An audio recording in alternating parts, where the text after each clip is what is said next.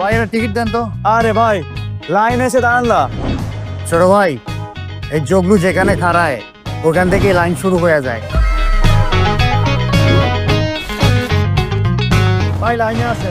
এই জগলু যেখানে খাড়ায় লাইন ওইখানেই শুরু হয়।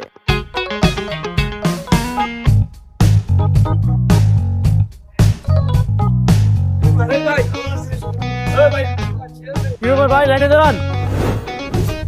এই জগলু যেখানে খাড়ায় লাইন ওইখান থেকেই শুরু হয়। ভোট কেন্দ্রের সবাই সমান, লাইনের যেখানে নিয়ম, জগলু মিয়াকে সেখানেই দাঁড়াতে হবে।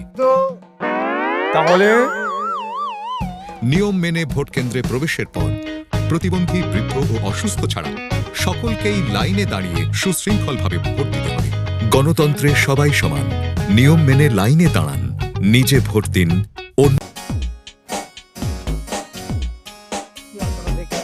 আপনারা সবাই সমানে যেতে পারবেন না, আপনাকে করে যাবেন। আরে কি সমস্যা, আমি ভোট দিতে যাচ্ছি। আকাশ সাহেব, এভাবে কিন্তু ভোট প্রদান করা যাবে না। কি বলতেছেন আপনারা? আমি একজন জননেতা, আমি ভোট দিতে আসছি, এটা তো মানুষের আগ্রহের বিষয়। এর আগেও তো আমি ভোট দেওয়ার সময় ব্যালট বাক্স সহ ভিডিও করে বাইরে দেখাইছে।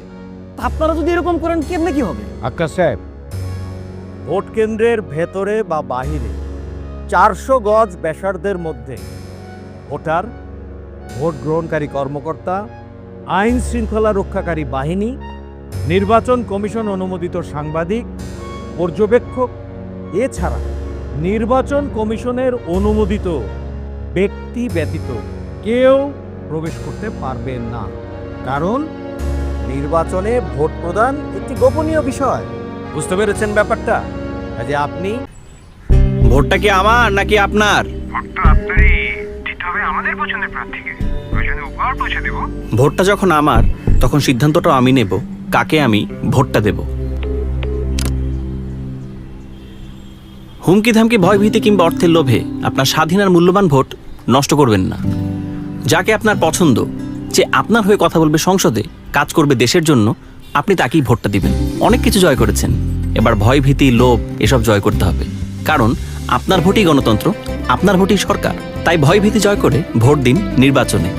আসছে 12ই ফেব্রুয়ারি 2 রকম ব্যালটে, সকাল 7:30 থেকে বিকাল 4:30 পর্যন্ত আমরা সবাই দায়িত্ব নিয়ে ভোট দিব নির্বাচনে।